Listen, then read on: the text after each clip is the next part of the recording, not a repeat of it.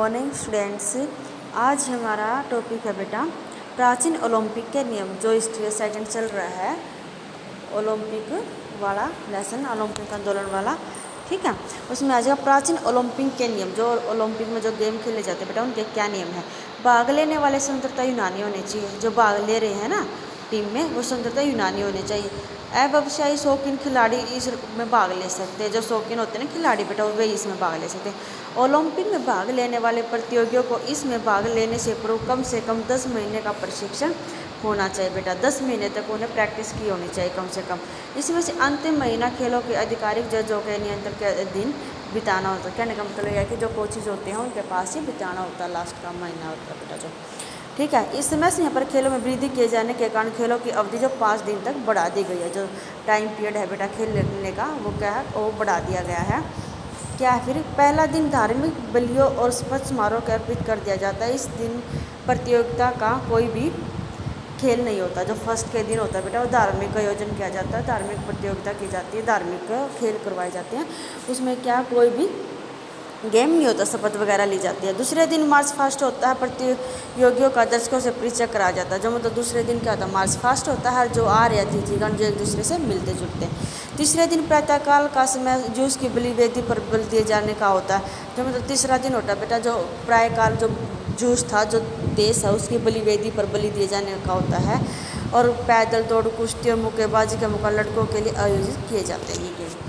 चौथा दिन है पुरुषों के लिए मुख्य एथलेटिक्स इवेंट और मुकाबले के लिए सुरक्षित रखा जाता है। जो चौथा दिन होता है फोर्थ डेज दिन पुरुषों के लिए मुख्य एथलेटिक्स जो एथलेटिक्स इवेंट है बेटा मुकाबले के लिए सुरक्षित रखा जाता है। जैसे कि 3 पाँव दौड़, दोहरे युद्ध, कुश्ती, मुक्केबाजी या प्रेक्षण। दिन के कार्यक्रम के अंत में कवच के साथ दौड़ आयोजित होती है बेटा, ठीक है। जो 5वां और अंतिम दिन प्रतिभोज और आमद प्रमोद द्वारा मनाया जाता है। आने जाने के लिए जो मुख्य अतिथि होते हैं उनको लिए मनाया जाता है।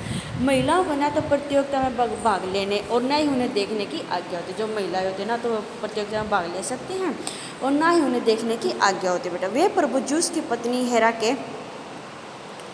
के सम्मान में हेरका नामक खेला करती थी, ठीक है। जो जूस की पत्नी हेरा के सम्मान में बेटा हेरका जो खेल है एक नामक खेल खेला करती थी, ठीक है। आधुनिक ओलंपिक खेल जो 1896 के बाद का है बेटा फ्रांस के बेरन पीरे डी कुबेर्टेन को वास्तविक रूप से आधुनिक ओलंपिक खेलों का संस्थापक माना जाता है, ठीक है। जो आधुनिक बेटा ओलंपिक खेल है उसको, ठीक है। इसमें आ जाएगा इस धनी नौजवान कुलीन पुरुष को फ्रांसीसी सरकार द्वारा 1890 में संपूर्ण संभव विषय में भौतिक संस्कृति के अध्ययन का काम सौंपा गया था। जो भौतिक संस्कृति है बेटा उसके अध्ययन का काम सौंप दिया गया था। 25 नवंबर 1892 को डी कुबेर्टेन ने पेरिस में सोरबोन के स्थान पर एक भाषण में प्रथम बार अपनी दृढ़ धारणा व्यक्त करते हुए कहा कि प्राचीन खेलों का आधुनिक नवीकरण किया जाना चाहिए। उसके भाषण के अत्यंत श्लाघा की गई थी। मतलब कहने का मतलब जो उसने भाषण दिया गया था ना खेलों के प्रति उसकी अत्यधिक श्लाघा मतलब जोर दिया गया था, करवाया गया था। डी कुबेर्टेन ने 16 जून से लेकर 23 जून 1984 तक सोरबोन में हॉल ऑफ साइंसेज में एक अंतर्राष्ट्रीय कॉन्फ्रेंस बुलाई। 13 देशों ने अपने प्रतिनिधि भेजे और 21 अन्य देशों ने समर्थन के संदेश भेजे। मतलब उसने जो भाषण दिया था उसमें क्या 13 देशों के और 21 देशों ने अपने समर्थन भेज दिए गए थे देश। अंतिम दिन एक प्रस्ताव पारित किया गया कि यूनानी ओलंपिक खेलों की तरह की खेल प्रतियोगिता का आयोजन प्रत्येक 4 वर्ष के पश्चात किया जाएगा और प्रत्येक देश को भाग लेने के लिए आमंत्रित किया जाएगा। जो प्रत्येक देश का नागरिक है बेटा उसमें भाग ले सकता है, ठीक है। खेलों के अंतिम दिन जूस के मंदिर के ऊंचे प्रकोष्ठ में सरकारी प्रतितोषक वितरण समारोह आयोजित किया जाता था। ऊंची आवाज़ में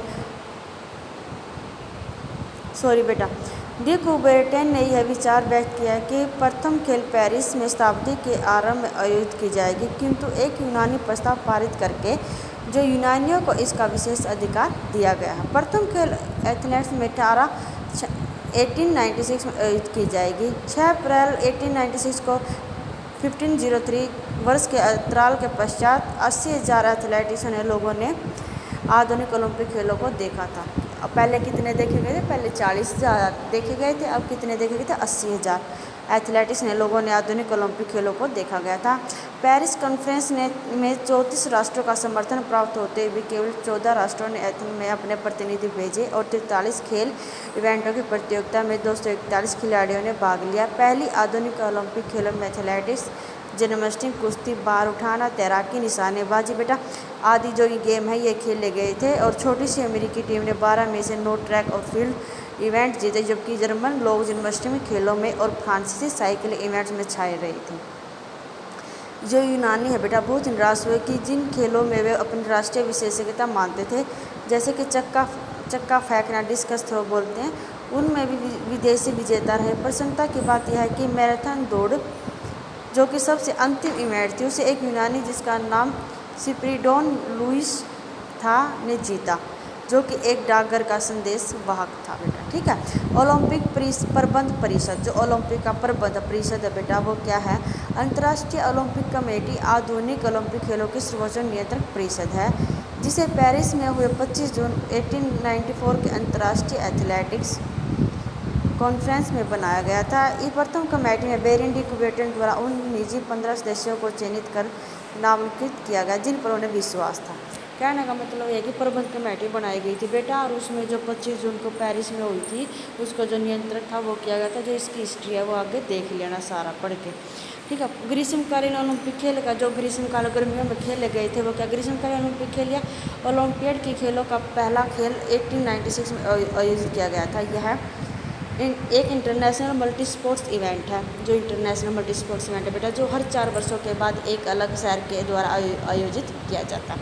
4 वर्षों के बाद आता है और एक मल्टी स्पोर्ट्स है, इंटरनेशनल मल्टी स्पोर्ट्स इवेंट है बेटा। इंटरनेशनल ओलंपिक कमेटी खेल का आयोजन करती है और मेजबान शहर की तैयारियों की देखरेख करती है। जो मेजबान शहर बेटा प्रत्येक ओलंपिक समारोह में स्वर्ण पदक पहले स्थान पर दिए जाते हैं, दूसरे स्थान पर रजत पदक से सम्मानित किया जाता है और तीसरे के लिए कांस्य पदक प्रदान किया जाता है। इस परंपरा का आरंभ 1904 में हुआ था। ग्रीष्मकालीन